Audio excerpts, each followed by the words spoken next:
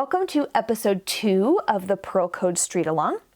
We are going to jump right into casting on and working our German short rows. I went ahead and used the long tail cast on because you don't have to do anything in rib. It's just a very simple cast on, so you can use any one you like. I used the long tail cast on. And I did do something interesting here. When I joined in the round, I used both my tail thread held together with my live yarn. Now remember, the very first stitch when you join in the round is a purl, so don't forget that when you're joining in the round. Then, after you join that very first stitch, you're going to drop your tail thread, and then you're going to continue knitting with just the live yarn. This is going to help prevent that gap that sometimes forms on the first round and keep your knitting nice and tight.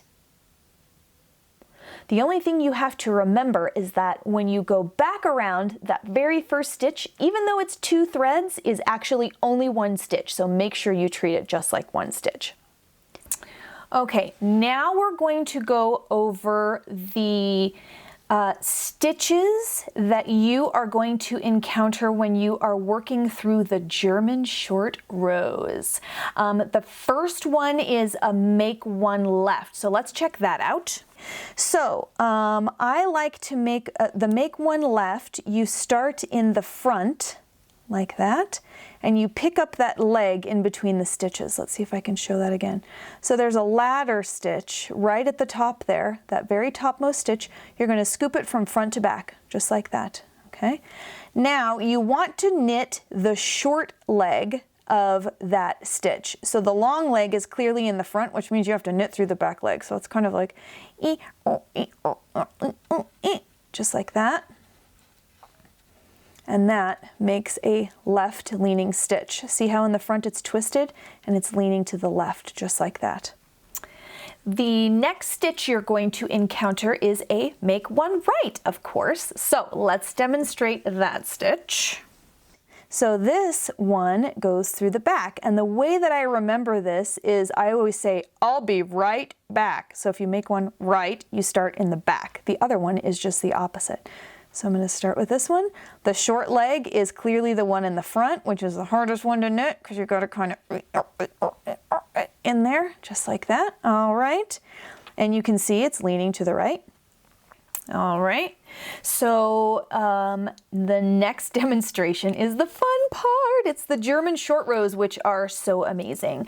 So I'm going to jump to short row, the part in short row 1 where we turn and we make something called a double stitch. All right, so let's turn. Okay. Now I'm going to do a double stitch. Now, even though it has a right side double stitch and a wrong side double stitch, they're both actually the same. So you want to make sure the yarn is in the front, and because we turned it over, the yarn is already in the front right now for us. Okay, so we don't actually have to move it. It's already here. Great. Step 1 done. Now we're going to slip the first stitch as if to purl, just like this.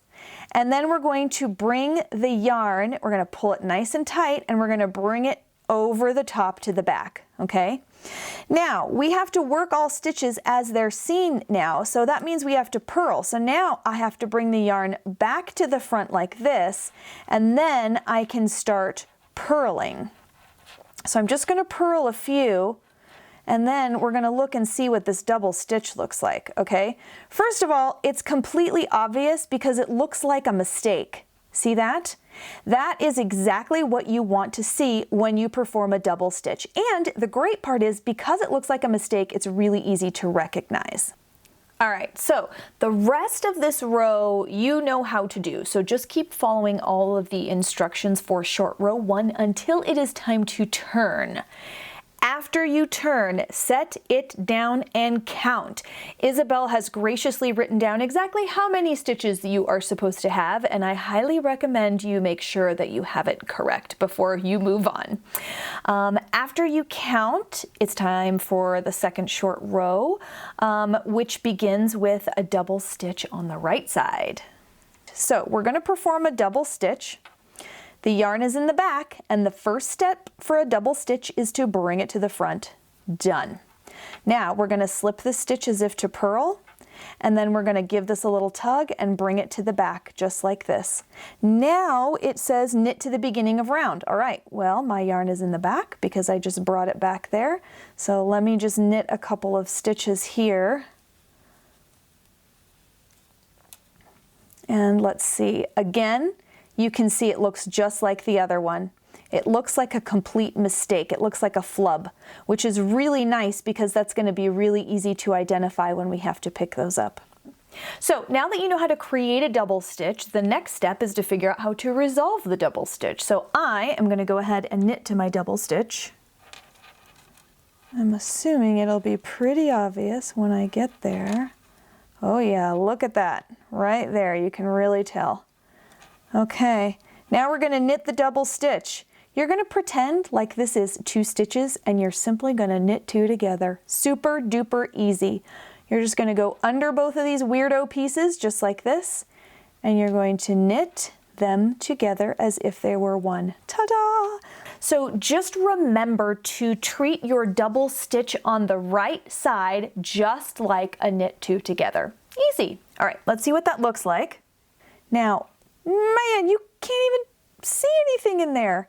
You could just tell that like it's longer right here than it is over here. That's it. Isn't that amazing? So cool. Okay, so now I'm going to fast forward again to a double stitch on the wrong side so you can see how to pick up a double stitch on the wrong side. So I am going to go ahead and purl to my double stitch. All right, here it is. And just like before, you're just going to purl those 2 together. That whole entire mess, you're just going to get your needle underneath it and you're going to purl it just like that. And now you've resolved the double stitch on the other side. Okay, so now we're going to purl 2 and we're going to turn. I'm going to flip this guy over just like that. And again, you can see that is nearly invisible. You can tell it's just a little bit taller here than it is over here. So now there are a lot of things going on during these short rows. You have the raglan increases, you have the purl detail near the markers that you can't forget about, and you've got the double stitches that you have to create and resolve as you're going. So there is a lot going on here. I suggest you go somewhere very quiet and just get through the short rows. That'll allow you to concentrate and get through it and not make any mistakes. Also, don't forget that I did not start my coding until after my short rows were done. Whew. So, in the next episode, we will talk about tips and tricks that you need to know to code your Purl code sweater while you're doing the raglan increases. So, I'll see you there.